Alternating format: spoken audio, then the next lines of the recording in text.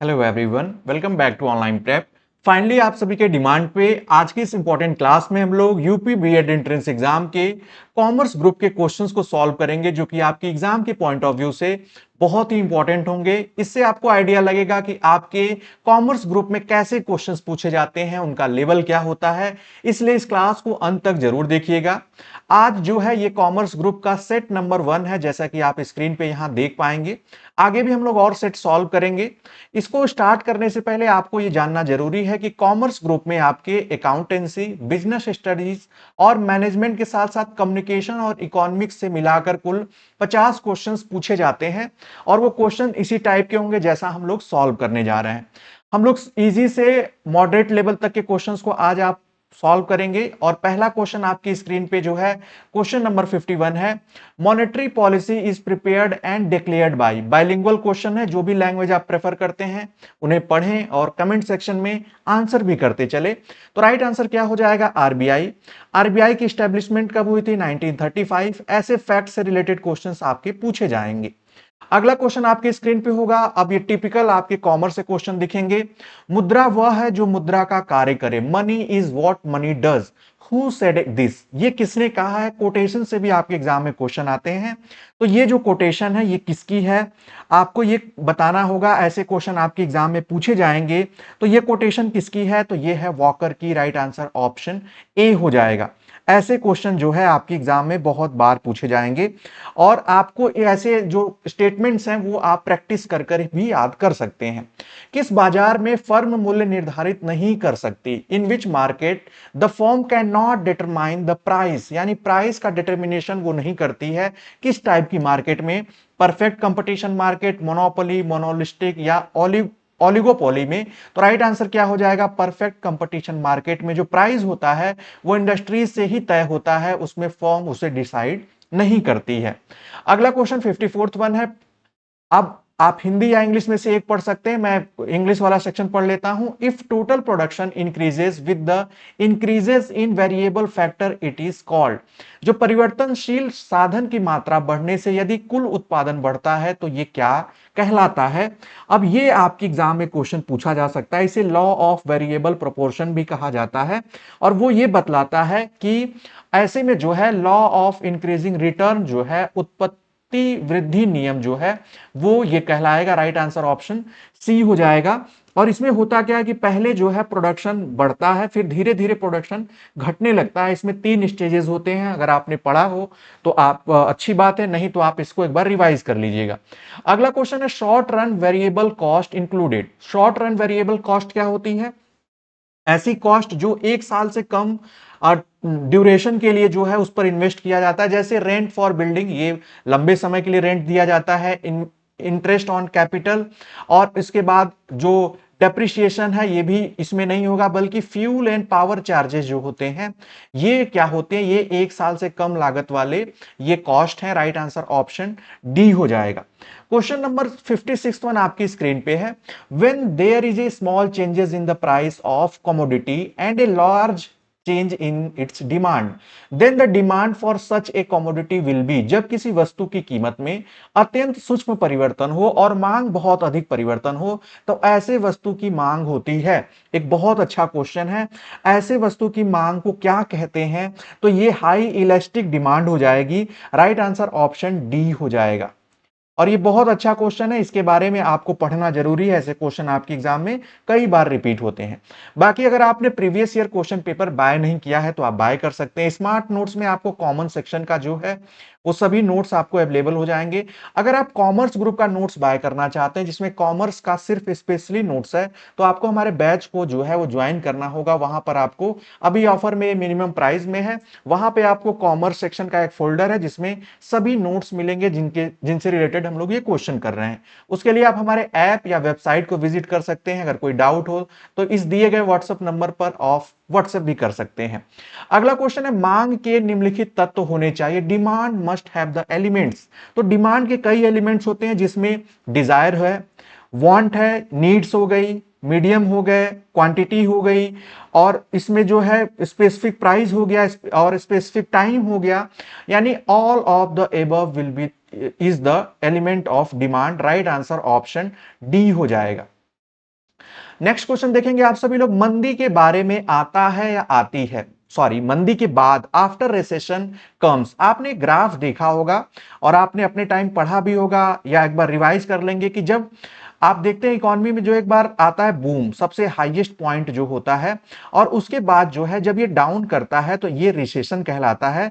जब रिसेशन होगा तो डिप्रेशन भी होगा, और ये जो एक स्पेसिफिक जो लाइन है उससे नीचे जब आएगा तो ये डिप्रेशन यानी अवनति कहलाता है। राइट आंसर ऑप्शन बी हो जाएगा। ये इकोनॉमी का बहुत ही इजी क्वेश्चन और इंपॉर्टेंट क्वेश्चन है, इसे इकोनॉमिक साइकिल के नाम से जानते हैं।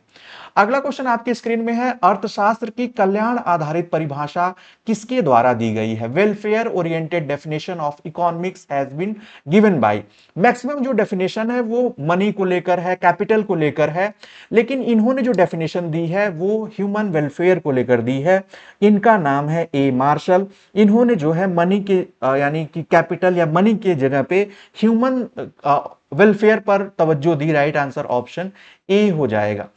अगले क्वेश्चन को देखेंगे, क्वेश्चन नंबर 60वां प्रश्न है, स्कीमिंग प्राइजिंग इज, मलाई उतारना मूल्य है। अब ये स्कीमिंग जो एक वर्ड है कॉमर्स में, और ये अगर आपने नहीं सुना है तो इसको एक बार पढ़िएगा। स्कीमिंग का मतलब क्या होता है, इसमें होता क्या है कि जो नया प्रोडक्ट होता है शुरुआत में बहुत हाई प्राइस पे उसको सेल किया जाता है और इससे अधिक प्रॉफिट कमाया जाता है। धीरे धीरे जब उसका प्राइस कम होगा तभी भी उस पर प्रॉफिट रहेगा। राइट आंसर क्या हो जाएगा इसमें, इनिशियली हाई प्राइस जो है ये वही स्कीमिंग कहलाता है, ऑप्शन बी।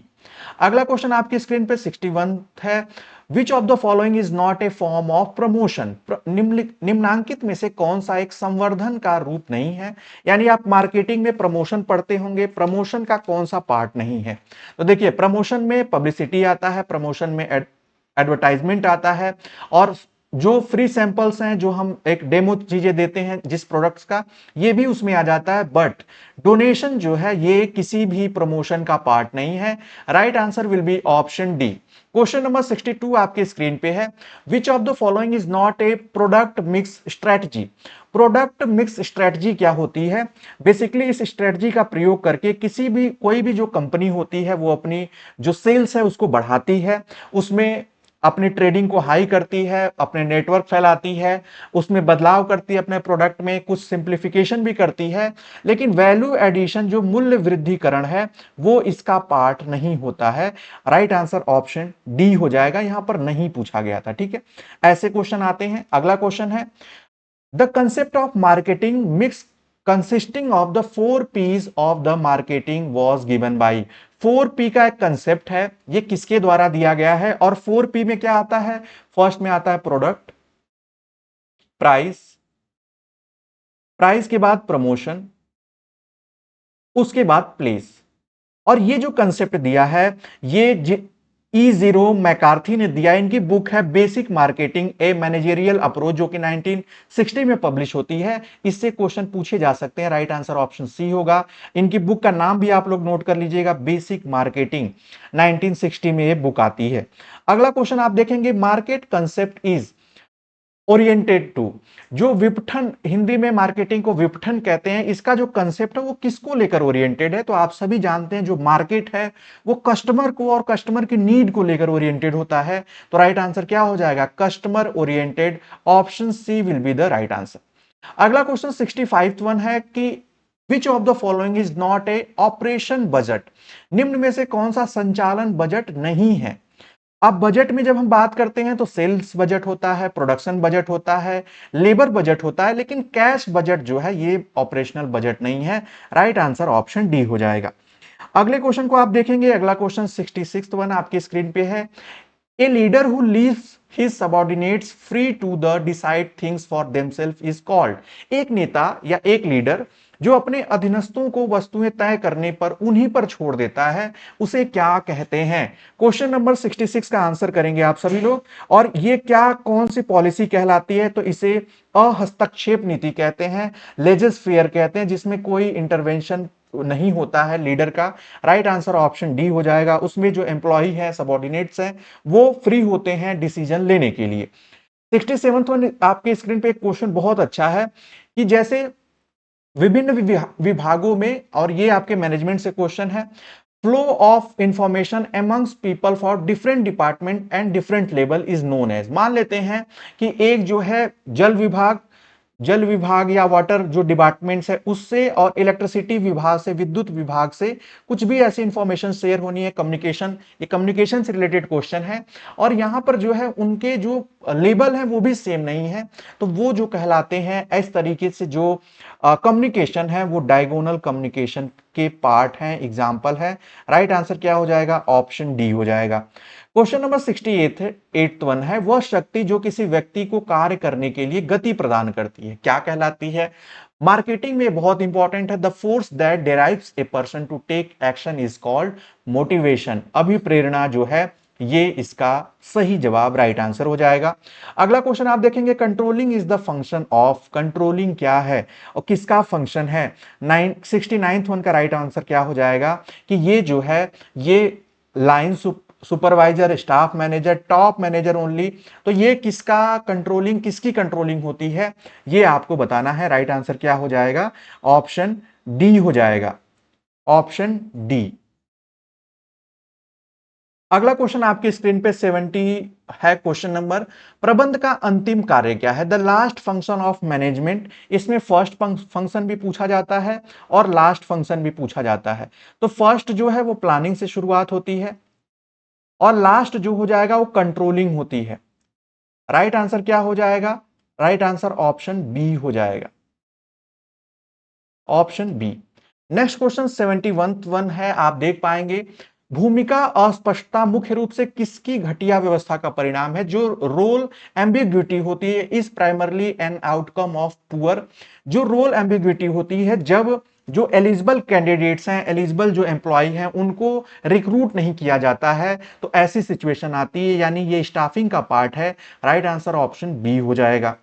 अगले क्वेश्चन पे आएंगे, नेक्स्ट क्वेश्चन 72 है, स्वॉट इज रिलेटेड टू या रिलेटेड विद। स्वॉट क्या है?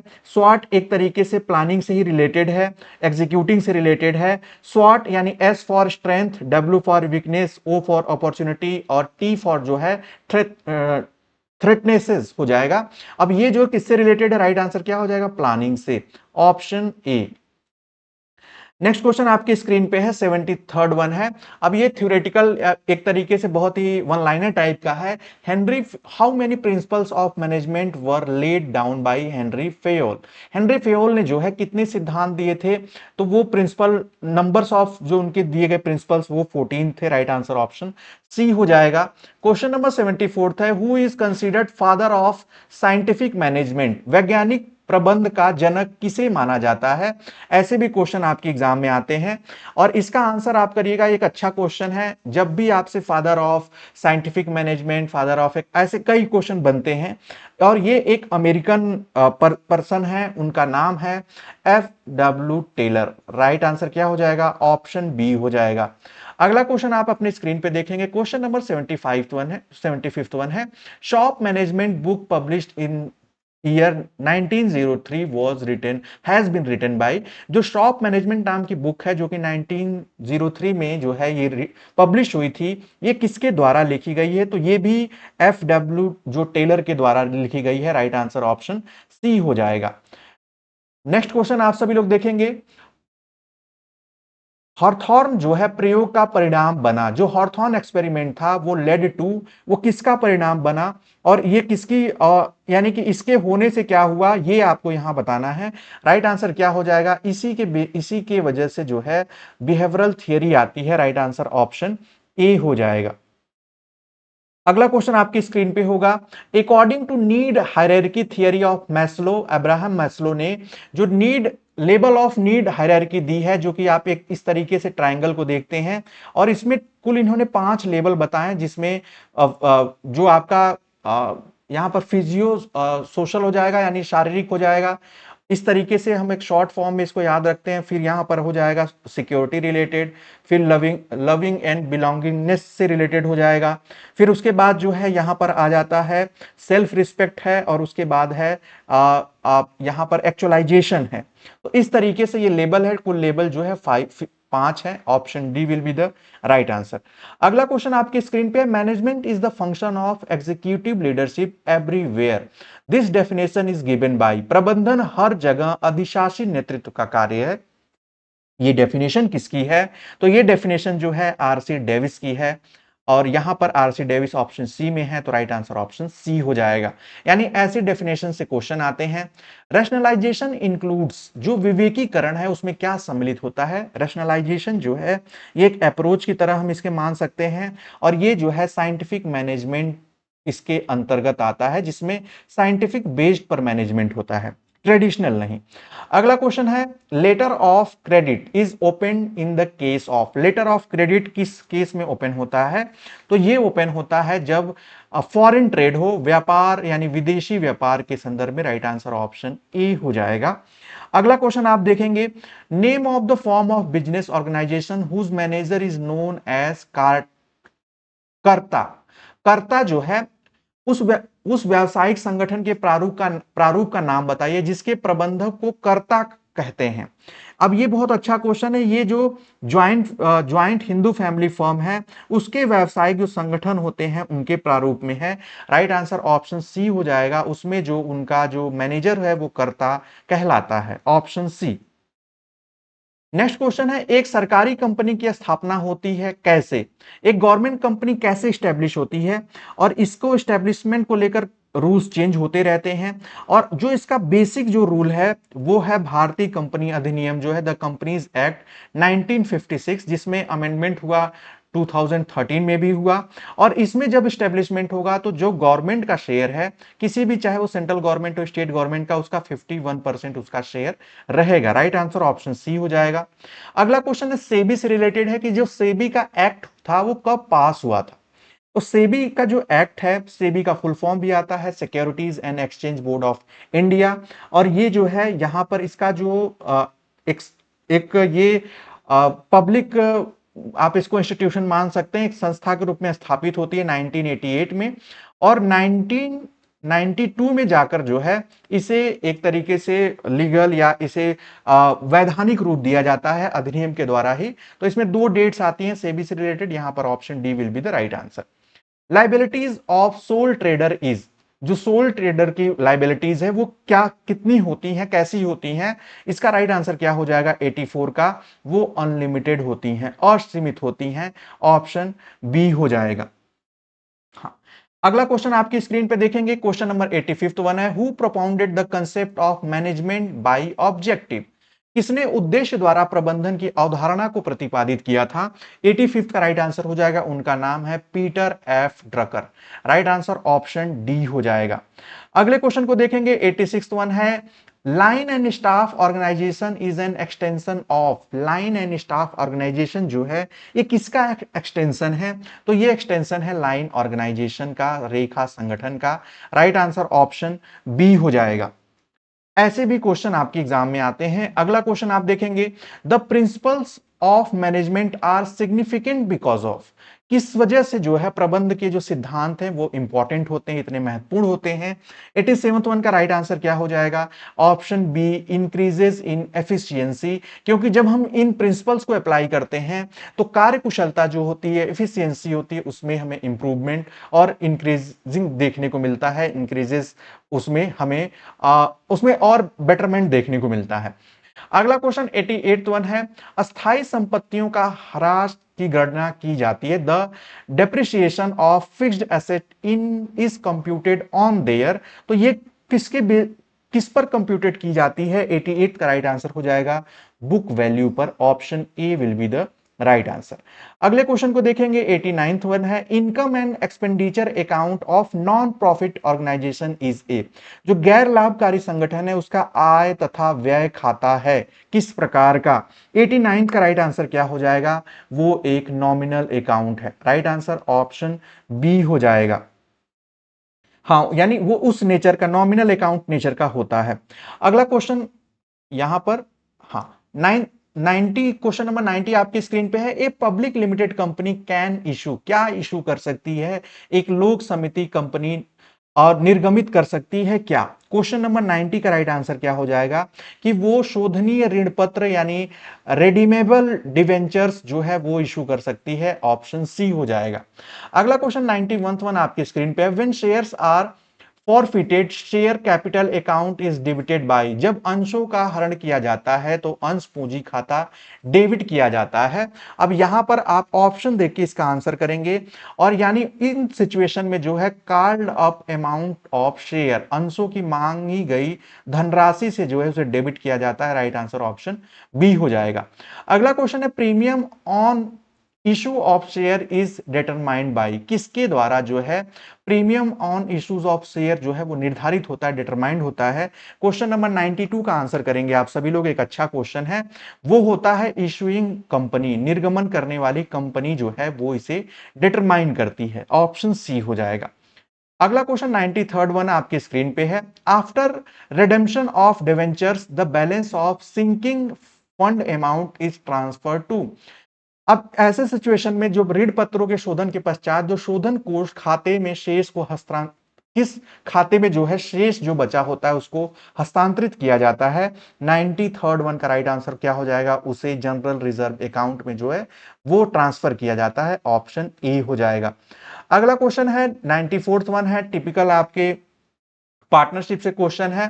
फर्म के समापन पर इन piecemeal distribution of cash on the dissolution on of a firm, cash is distributed to partners in the, जब कोई भी फर्म जो है वो उसको एक तरीके से उसका समाप्त किया जाता है या डिसोल्यूशन हो जाता है तो उसका आंशिक वितरण साझेदार को किस प्रकार से उसमें बांटा जाता है। एक तो इजी क्वेश्चन हो गया, वो कैसे बांटा जाएगा, उसका जो प्रॉफिट शेयर है उसी के रेशियो में जो है वो आपस में वो लोग बांटेंगे। Option B will be the right answer. एक बहुत अच्छा क्वेश्चन है, कंडीशनल टाइप का है। Dissolution of partnership must take place when, साझेदारी का विघटन जो होता है वो अनिवार्यता होता है, कब अनिवार्य हो जाता है कि वो डिसॉल्व हो जाएगी पार्टनरशिप या पार्टनरशिप खत्म हो जाएगी या फिर नए सिरे से स्टार्ट करना होगा।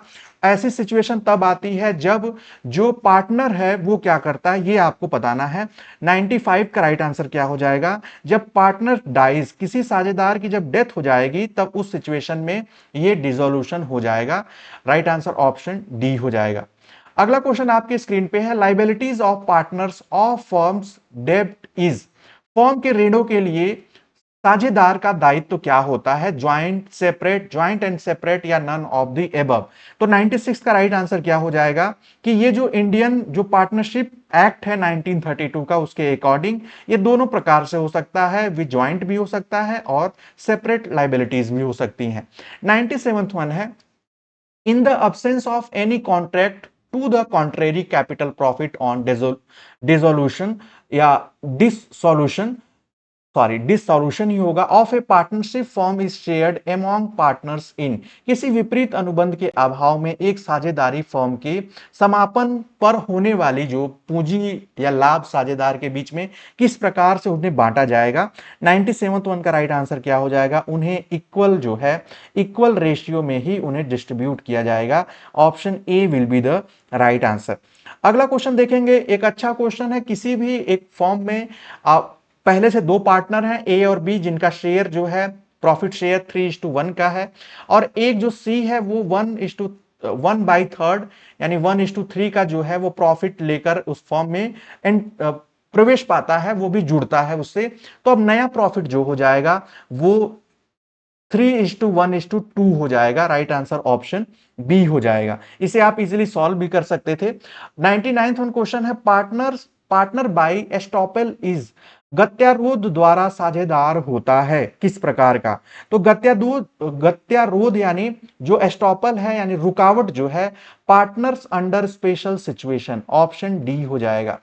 अगला क्वेश्चन और आखिरी क्वेश्चन 100 यानी 50वां और इस सेट का 50वां और क्वेश्चन नंबर 100 है। After admission of new partner the capital of the all partner must be in, एक नए साझेदार के प्रवेश के बाद सभी साझेदारों की पूंजी होनी चाहिए, कैपिटल क्या होनी चाहिए। अब ये एक अच्छा क्वेश्चन, इसका राइट आंसर क्या हो जाएगा कि जब कोई नया पार्टनर एंटर करेगा तो उसे म्यूचुअली एग्रीड रेशियो जो है वो आपस में ये लोग तय करेंगे क्या रेशियो होगा उनके प्रॉफिट का। राइट आंसर ऑप्शन डी हो जाएगा। इस प्रकार से हम लोगों ने 50 क्वेश्चन सॉल्व किए इस प्रैक्टिस सेट में जो कि आपके कॉमर्स रिलेटेड था। बाकी हमने आपको बताया प्रीवियस ईयर क्वेश्चन पेपर आपकी प्रिपरेशन में बहुत हेल्प करेंगे।